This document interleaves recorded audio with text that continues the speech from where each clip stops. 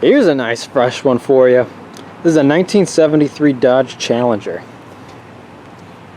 We recently acquired this car from Yonkers. Me and my partner picked this up. It's a factory 340 4-barrel. It's a real 340 car. We checked the VIN. I crawled underneath it, checked the block. It's a real 340 block, and I ran the numbers. And it is a numbers matching 340. So this car is a numbers matching car, unfortunately. That has undergone quite a rough life. But it's still here. A lot of these didn't even make it this far, so can't really complain if you're really looking for one. And it's complete. Looks like we got factory disc brakes up front. Body's seen better days. Front half of the car's not bad. The fender aprons are pretty good. Firewall's not in bad shape.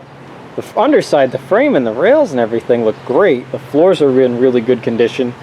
The trunk has a couple of soft spots in it, but nothing really seems, all the important stuff that holds the car together seems to be in fairly good shape.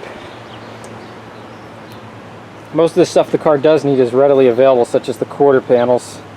I mean, I wouldn't really want to dive into that. I would just cut that and swap that. But you could buy it, so not too big a deal. The Dutchman panel has certainly seen better days.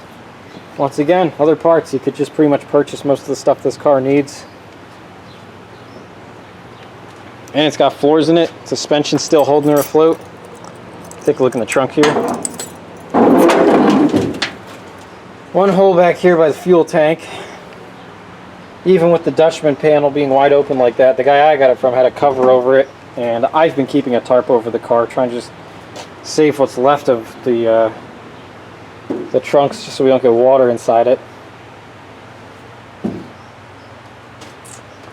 One little hole over here by the seam sealer. The rest of it actually looks pretty good.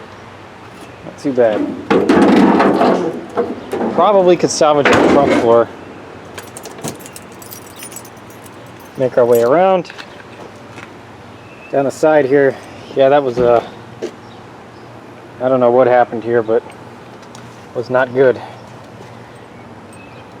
Bent that bitch like a beer can. Those tires look like they were relatively new when the car got parked. Full tread on them. They still actually have a little bit of blue on a couple of the spots. The world famous Mopar 340 small block. All there in its small block V8 goodness. These little engines could scream. The guy threw some aftermarket valve covers on it. It's got an Edelbrock carb. It actually runs.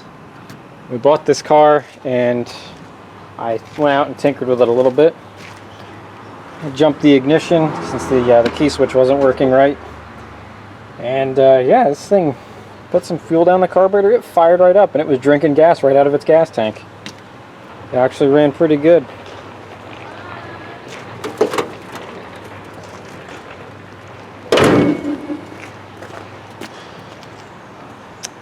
All the important stuff's there, all the trim's there. The grill's in pretty good shape. The front fascia looks like it survived. I don't see any damage on that. Those are never in one piece on these cars. Very common for those to get broken on the 72 and 73s. Take a look inside. I think this car originally had white interior. There's remnants of a white vinyl top, and the guy had a second Challenger that he had sold that had white interior in it. I think he swapped them at some point. It's just my guess. And now it's got green buckets, but I mean, you could pretty much just dye that. So not too big a deal. And Legendary makes all the seats.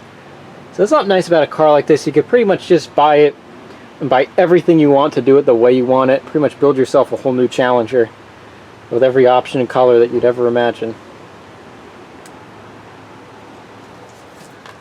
It's got the regular standard gauges in it. For whatever reason, it doesn't have rally gauges. This may not have been a rally. Slapstick shifter's missing its T-handle, but it has got a slapstick in it.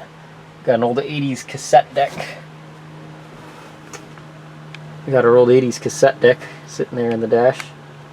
God only knows if that still works, but it's kind of just cool. Roof on the inside is not too bad. I don't see any holes or daylight coming through it. Does need a headliner though.